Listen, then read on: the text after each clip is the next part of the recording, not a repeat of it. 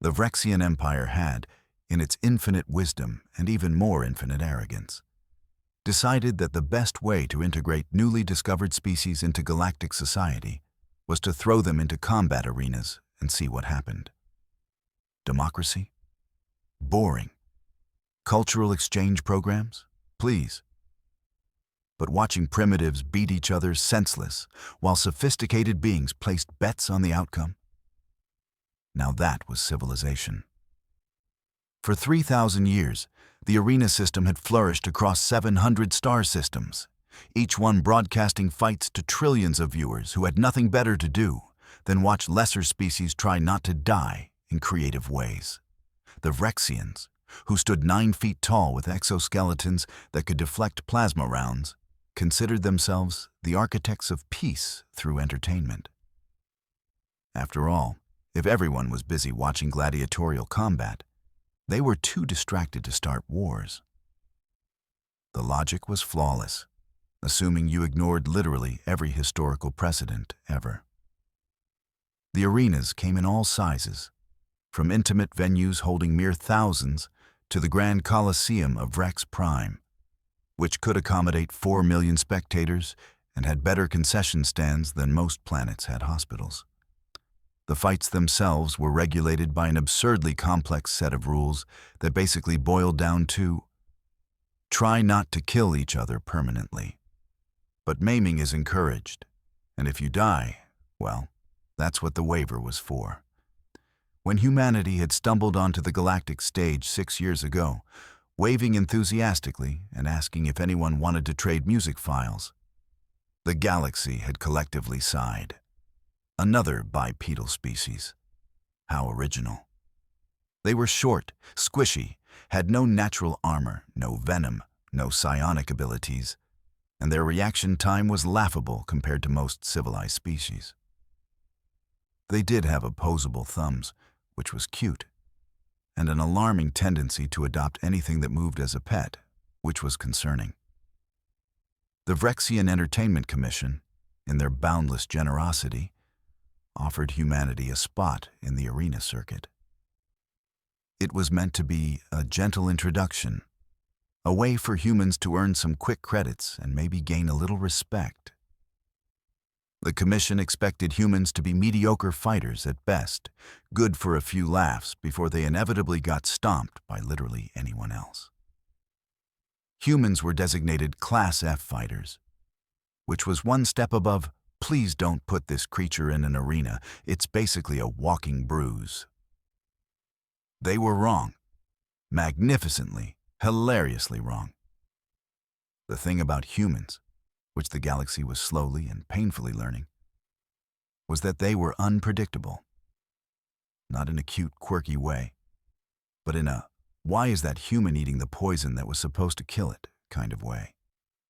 They healed faster than they should, fought harder than made sense, and had a disturbing ability to simply refuse to quit even when quitting was obviously the smart choice. Galactic physicians were still trying to figure out how human adrenaline worked, and the prevailing theory was magic, probably. Enter Cade Vex. No, wait, that was a terrible name. Too dramatic. Her actual name was Mackenzie Reeves, but she fought under the name Cade Vex because her manager, a 3-eyed Taurian with a gambling problem, thought it sounded more arena-friendly. Mackenzie had told him it sounded like a rejected action figure. But she needed the money, and arguing with a creature that could see in 3 directions simultaneously seemed pointless. Mackenzie was not supposed to be here. She was supposed to be finishing her xenobiology degree back on Earth, studying alien life from the safety of a laboratory where the most dangerous thing was expired cafeteria sushi. Instead, she had taken a research position on a station orbiting Kepler 442b, got spectacularly drunk at a diplomatic mixer, and somehow signed a contract to fight in the arenas. The details were fuzzy. There might have been a dare involved. Possibly 2 dares. She was 5'7", which the galaxy considered adorably tiny, with dark brown skin, close-cropped black hair that she kept practical because maintaining a hairstyle in zero-G was a nightmare, and a collection of scars that told stories she usually didn't share at parties. Her eyes were dark brown and had a particular glint that her opponents usually noticed too late. The kind of glint that suggested she was calculating exactly how much force it would take to break your kneecap. In her 15 months on the circuit, Mackenzie had racked up 47 wins, 12 losses, and a reputation for being completely, magnificently unhinged. She fought like someone who had never read the manual on self-preservation. She was fast, flexible, and had apparently decided that pain was more of a suggestion than a rule. Other fighters had strength, speed, or natural weapons. Mackenzie had audacity and a complete lack of regard for her own physical well-being. The galaxy found her fascinating in the way people found volcano eruptions fascinating. Dangerous, unpredictable, and you definitely wanted to watch from a safe distance. Betting on Mackenzie was a gamble. She might win brilliantly, or she might try something so monumentally stupid that she knocked herself out. The uncertainty made her fights incredibly popular. Then there was Thorax the Unbreakable. Again, terrible name. But this one was self-chosen, which made it worse. Thorax was a Vex'thari, a species that had evolved on a high-gravity world where everything was trying to kill everything else, and the planet itself was trying to kill everyone. Vex'thari stood 7 feet tall, had chitinous armor plating covering most of their body, 4 arms that could each lift half a ton, and a regeneration ability that was frankly insulting. Cut off a Vex'thari's arm, and it would grow back in 3 weeks. They also had a tail, because apparently 4 arms wasn't enough. And the tail had a blade on the end because nature had decided subtle was for other species. Thorax had been arena champion of the Outer Rim circuit for 2 years. He had fought 83 matches and won 83 matches, usually in under 5 minutes. He was fast for his size, brutal in his efficiency, and had the personality of a military parade. Loud, self-important, and designed to make you feel small. He spoke in third person, which everyone hated, and had a habit of collecting trophies from his opponents, not like teeth or anything civilized. He collected their fighting names, which he had engraved on his armor in a tiny font that you needed a magnifier to read. He was, in short, exactly the kind of opponent that made promoters salivate and fighters reconsider their career choices. When the announcement came that Mackenzie Reeves would face Thorax the Unbreakable in the Grand Coliseum, the galactic betting networks nearly crashed from the traffic.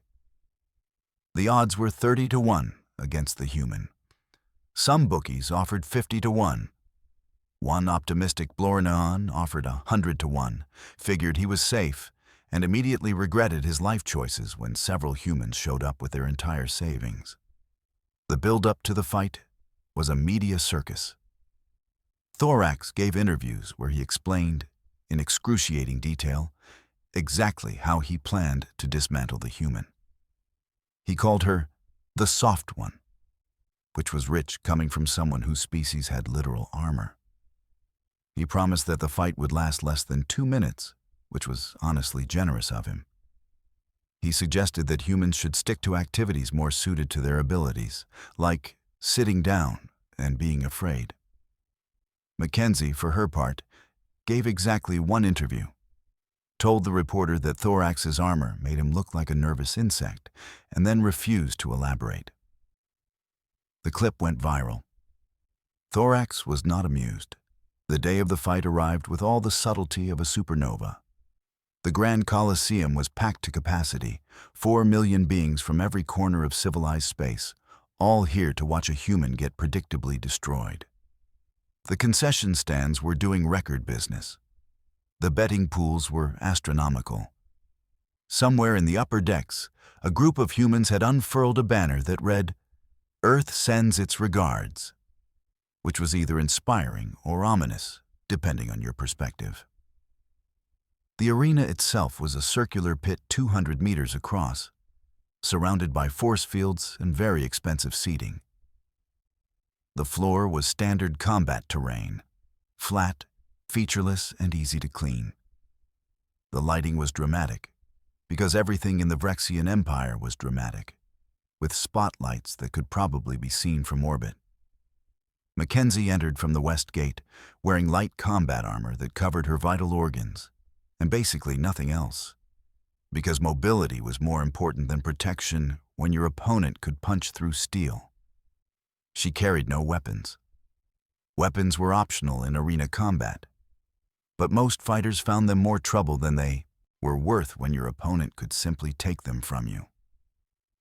She walked to the center of the arena like she was strolling into a coffee shop, casual and unhurried, waving at the crowd with a grin that suggested she was having the time of her life.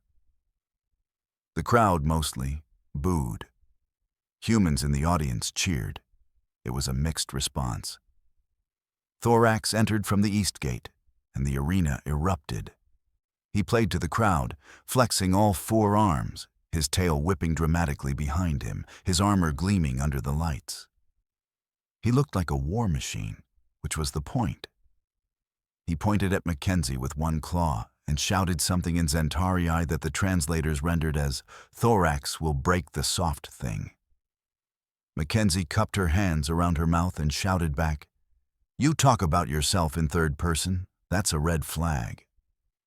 The crowd laughed. Thorax did not laugh. The referee, a floating drone because no one wanted to actually stand between fighters, recited the rules in a bored monotone that suggested it had done this thousands of times. No killing. No permanent maiming. Yield is accepted. Fight until knockout, submission, or intervention. The drone scanned both fighters for illegal enhancements, found none, and then retreated to a safe distance. A horn blared. The fight began. Thorax charged immediately, because subtlety was for species with something to prove. He closed the distance in 3 massive strides, his 4 arms spread wide to grapple, clearly intending to end this quickly and violently. It was a solid strategy. It worked on most opponents. Mackenzie dropped flat to the ground, let Thorax's momentum carry him over her, and kicked up hard into his midsection as he passed. It was like kicking a concrete wall. Thorax barely felt it.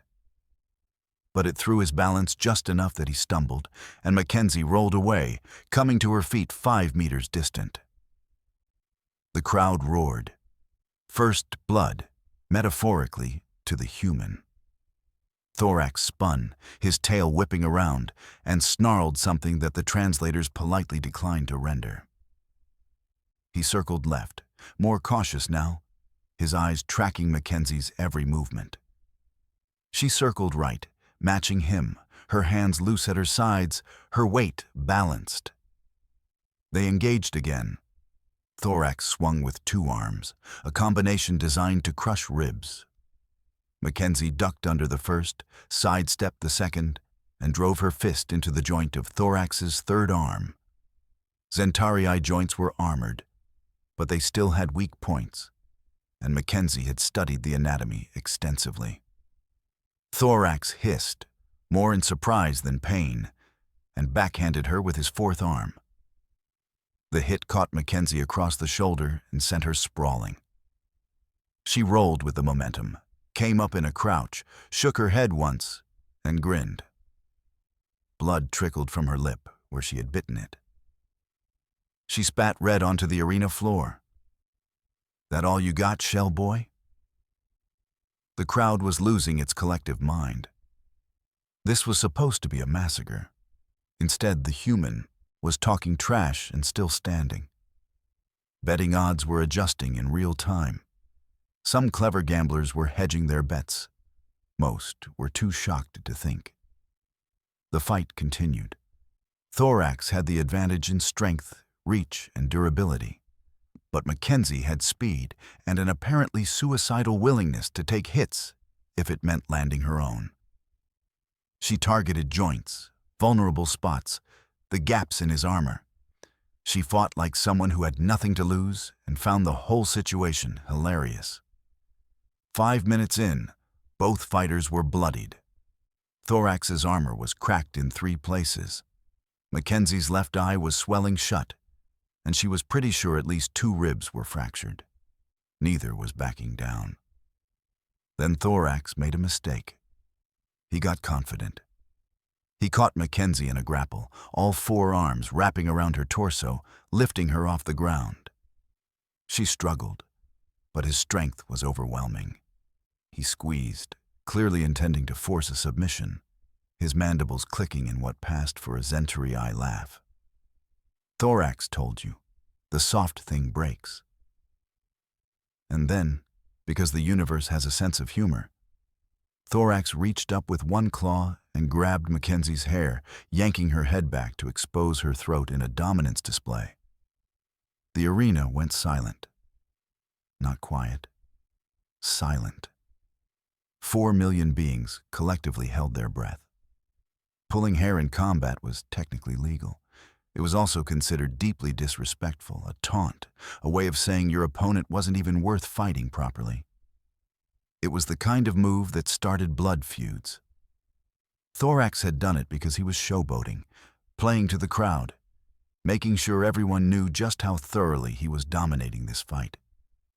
Mackenzie stopped struggling. For one long moment, she hung there in Thorax's grip, her head pulled back, her hair wrapped in his claw. Then she laughed. Not a polite laugh, not a nervous laugh. A full, genuine, slightly unhinged laugh that echoed through the arena and made everyone very, very uncomfortable.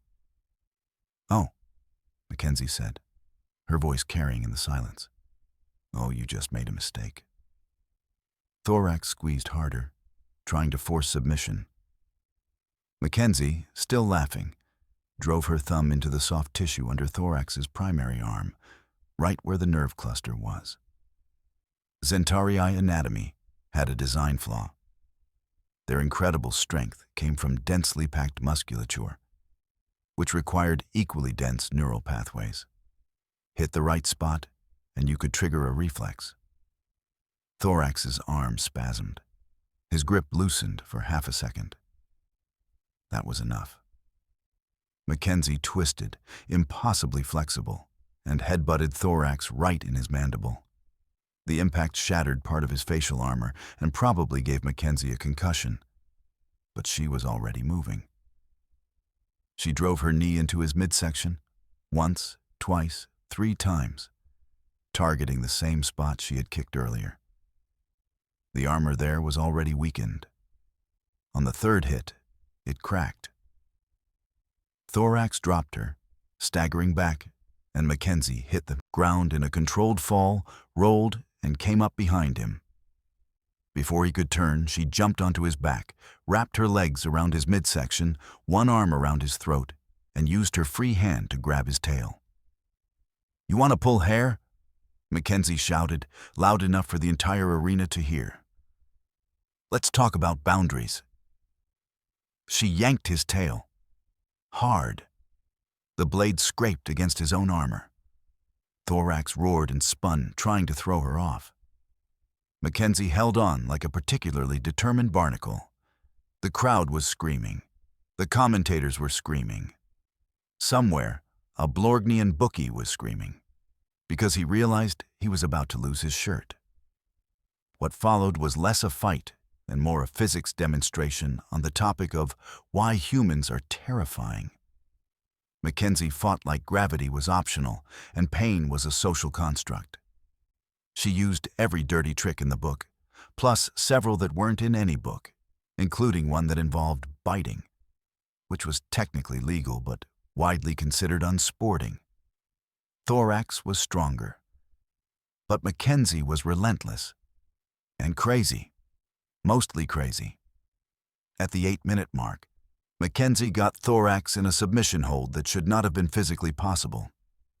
She had one arm locked behind his back, her legs wrapped around his neck, and was applying pressure to 3 different joints simultaneously. Thorax was trying to break free, but every movement just tightened the hold. "Yield," Mackenzie said, not even breathing hard. This was a lie. She was absolutely breathing hard. But she sounded calm, which was what mattered. "Thorax never yields." Thorax snarled. "That's fine. I can wait. Eventually you'll pass out from blood loss or pride. Either works for me." Thorax thrashed. Mackenzie tightened the hold. Something in his shoulder made a grinding sound that made everyone in the first 50 rows wince. "Yield." "Never." Mackenzie sighed. "Okay, let's try something else." And then she started talking. Not trash talk, not threats. She just started having a conversation like they were sitting in a cafe and not locked in mortal combat. "So, here's the thing about humans," Mackenzie said conversationally. "We're persistence predators. Back on Earth, we used to hunt by just following prey until it collapsed from exhaustion. We're not fast, we're not strong, but we don't stop. Ever. You know what I had for breakfast? Protein paste and coffee. You know what I'll have after this? Protein paste and coffee.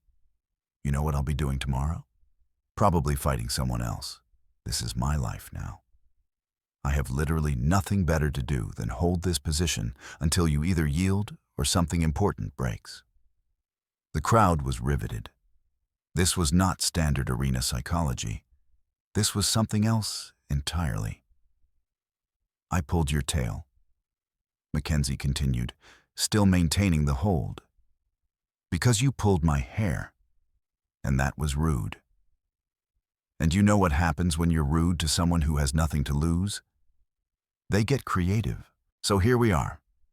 You've got 2 choices. Yield, or I start testing exactly how much force it takes to dislocate a Vex'thari arm. I'm a xenobiology student. This is technically research." Thorax was breathing hard now, his earlier confidence evaporating. His arms strained against the hold, but Mackenzie had positioned herself perfectly. Every movement caused more pain. His regeneration was incredible, but it didn't help if the damage was ongoing. Thorax doesn't. Third person. Still, that's fascinating. Is it a cultural thing or a personal choice? Actually, don't answer that. I'm genuinely curious, but this isn't the time. Mackenzie applied more pressure.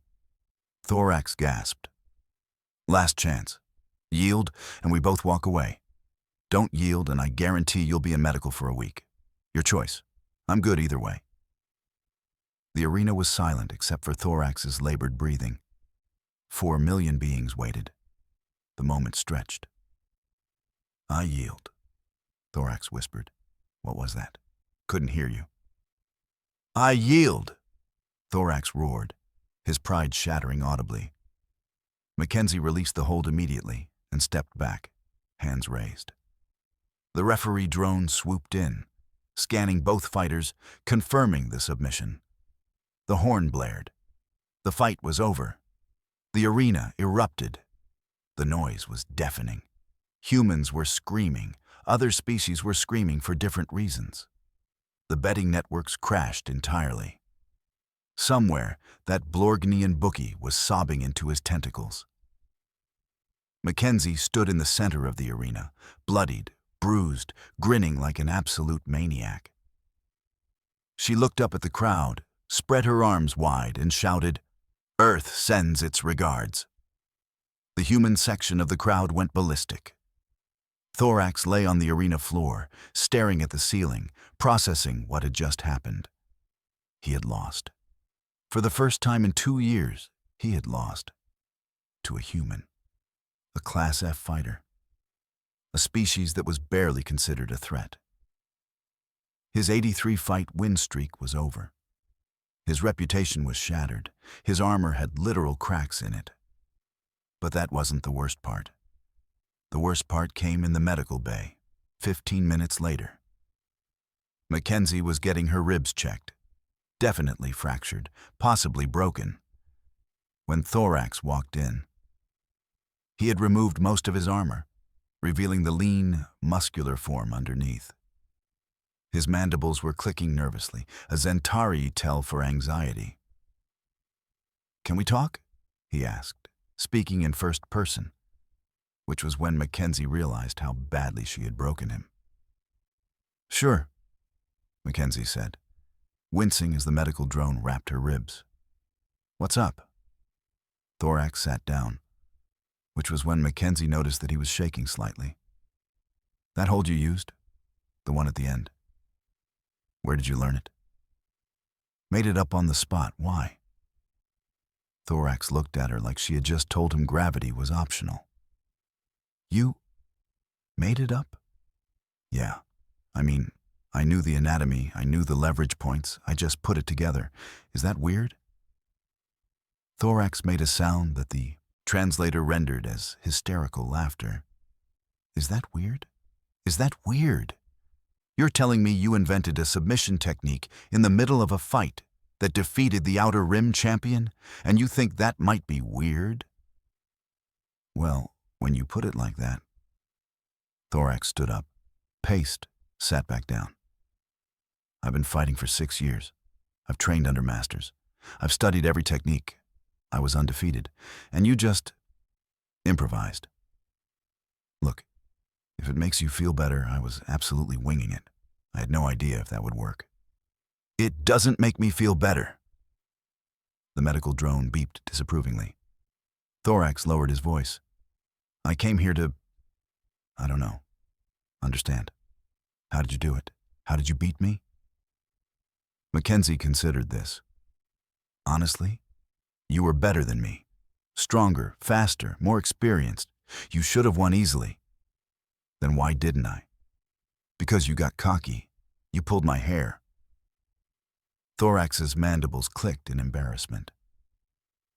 I was showboating. I shouldn't have." "Yeah, you really shouldn't have. The thing about humans, Thorax, is we're spiteful. Someone disrespects us, we remember, and we respond. You made it personal, so I made it personal back. You wanted to humiliate me, I humiliated you. You pulled my hair in the arena, so I pulled your heart out in return." Thorax stared at her. "Metaphorically?" "Obviously metaphorically. Your heart is way too deep in your chest cavity for me to reach." "Right. Yes, of course." Thorax paused. "Can I ask you something else?" "Sure." "When I had you in that grapple before the hair pulling, you weren't scared at all, were you?" Mackenzie grinned. "Terrified, actually. You were crushing my ribs." "Then why did you laugh?" "Because it was funny. Here I am, a human, fighting a Vex'thari champion, and you're so confident that you're pulling my hair like we're in a schoolyard. It was absurd. The whole situation is absurd. I'm a xenobiology student who got drunk and ended up in gladiatorial combat. If I don't laugh, I'll cry, and crying doesn't win fights." Thorax processed this. Humans are insane. "Yeah, we get that a lot." There was a long silence. The medical drone finished with Mackenzie's ribs and moved to check Thorax's shoulder, which was definitely dislocated. "I need to train harder," Thorax said finally. "I got complacent, arrogant. You taught me a valuable lesson today." "Which is?" "Never underestimate anyone, and never, ever pull a human's hair." Mackenzie laughed, then winced because laughing with broken ribs was a bad idea. "That's a good lesson. For what it's worth, you're an incredible fighter. In another 10 seconds, I would have passed out from the grapple. You just made one mistake. One mistake cost me everything." "Not everything. You're still alive. You learned something, and you've got a great story. That time a human beat me because I pulled her hair. That's a story people will remember." Thorax considered this. "It's not the story I wanted to be remembered for." "Yeah, well, we don't always get to choose our stories." The medical drone beeped, finished its work, and retreated. Thorax stood, testing his shoulder, then extended one claw to Mackenzie. "Good fight." Mackenzie shook his claw. "Good fight. Next time, keep your hands to yourself." "There won't be a next time. I'm retiring." "What? Seriously?" "Seriously. I've been doing this for too long. Today proved it. I'll find something else. Teaching, maybe. Someone needs to warn the next generation about humans." Mackenzie snorted. "Make sure you include the hair-pulling incident in your curriculum. It will be the first lesson." Thorax left the medical bay, walking slowly, his tail dragging behind him. He looked smaller somehow, diminished, like the fight had taken more than just his win streak. His heart, metaphorically speaking, had been thoroughly extracted, examined, and handed back to him with notes on all its flaws. Mackenzie watched him go, then lay back on the medical bed, staring at the ceiling.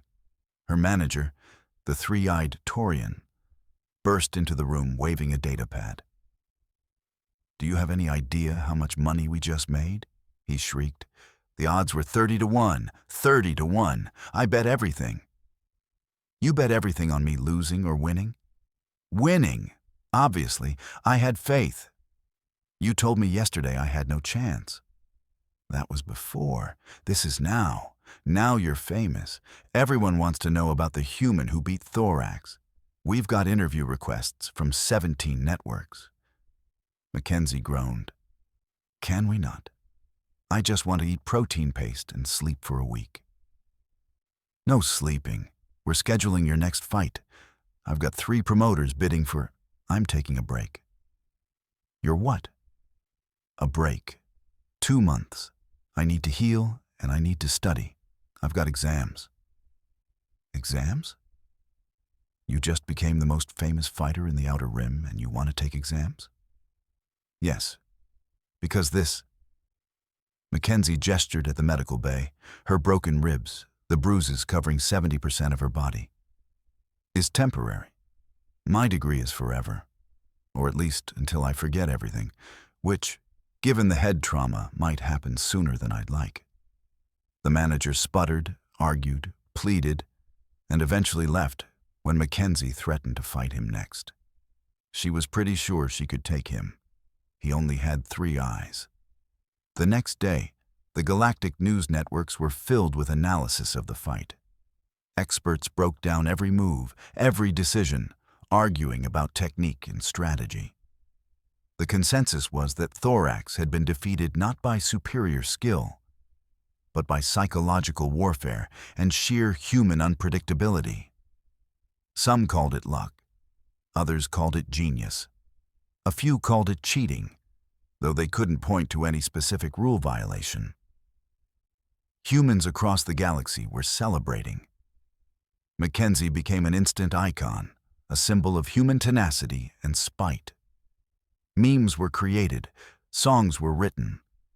One enterprising human started selling T-shirts that read, "Pull my hair and find out."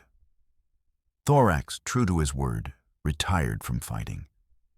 He opened a training academy and became one of the most respected combat instructors in the Outer Rim. His first lesson to every new student was a video of his fight with Mackenzie, followed by a 2-hour lecture on the dangers of arrogance. The lesson was titled, "Why You Should Never Underestimate Species Classification." Mackenzie went back to her studies, fought occasionally when the money was good, and eventually finished her degree. She wrote her thesis on Vex'thari neural anatomy, with specific focus on exploitable weaknesses. Thorax wrote the foreword. 3 years later, they were both invited to a galactic sports ceremony. Mackenzie received an award for Most Improbable Victory. Thorax received one for Best Career Pivot. They sat together at the ceremony, chatted about the fight, and agreed that it was the best, worst thing that had ever happened to both of them. "Do you ever regret it?" Mackenzie asked. "The hair pulling, I mean." Thorax clicked his mandibles thoughtfully. every day. But it taught me humility. Sometimes the best lessons come from our worst mistakes. That's very wise. I've had 3 years to think about it. Fair point. The ceremony ended. They posed for photos and went their separate ways. Mackenzie returned to Earth briefly, visited her family, explained that yes, she was still fighting aliens for money, and no, she didn't plan to stop anytime soon. Her mother worried. Her father asked if she could get him Thorax's autograph. She could not explain to them that she and Thorax were now, in a weird way, friends. The galaxy, meanwhile, updated its species classifications. Humans were moved from Class F to Class C, which was still considered handle with caution, but at least it was no longer, please don't put this in an arena. The betting networks added a new variable to their algorithms, human chaos factor. It didn't make predictions any more accurate, but it made the bookies feel better. The arena system continued because institutionalized violence disguised as entertainment was apparently too profitable to stop. But promoters became very, very careful about matching humans against overconfident champions. Hair pulling was officially discouraged, though not banned, because the Vex'thari Entertainment Commission found the whole situation hilarious and wanted to see if it would happen again. It did. Twice. Both times, the human won. The galaxy learned slowly, but it learned. And somewhere in the outer rim, in a small apartment on a station orbiting a forgettable star, Mackenzie Reeves sat at her desk, studying for her next exam, her ribs fully healed, her hair growing back nicely, thinking about her next fight and wondering if she should write a book about arena combat. She decided against it. Some stories were better lived than written. Besides, she had terrible handwriting, and the galaxy had enough terrible books already. The title, if she ever changed her mind, was already decided.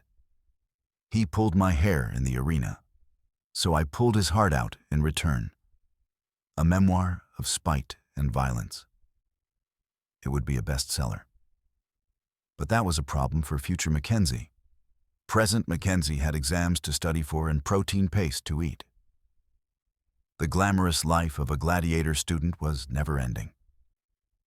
The galaxy spun on, arenas filled and emptied, fighters won and lost, and somewhere in the deep archives of the Vex'thari Entertainment Commission, the footage of that fight played on loop, studied by trainers, analyzed by strategists, and watched by anyone who wanted to understand why you should never, ever underestimate a human who has nothing to lose and everything to prove. The hair pull heard round the galaxy. The heart extraction that changed everything. The moment when humanity proved, once again, that being small, soft, and squishy didn't matter nearly as much as being stubborn, spiteful, and slightly unhinged. In the end, that was the real lesson. Not the combat techniques, not the strategy, not the anatomy. Just this. Underestimate humans at your own risk. And for the love of all things holy, keep your hands to yourself. Thorax learned this the hard way. The galaxy learned by watching. And Mackenzie? She just kept being herself, which was apparently enough to terrify an entire civilization. The arena buzzed with anticipation for the next big fight. Somewhere, another champion was training, confident in their abilities, certain of their victory. And somewhere else, another human was signing a contract, grinning at the odds, ready to prove everyone wrong one more time. The cycle continued. It always did. That was the thing about humans. They never learned when to quit. And the galaxy, in its infinite arrogance and even more infinite capacity for entertainment, never learned to stop betting against them. Some lessons, apparently, had to be learned over and over again. Usually the hard way, preferably with cameras rolling and betting pools open. And if there was one thing the galaxy had learned from Mackenzie Reeves, former xenobiology student and current arena legend, it was this: pull a human's hair, and they'll pull your heart out in return. Metaphorically, usually, probably. Best not to test it.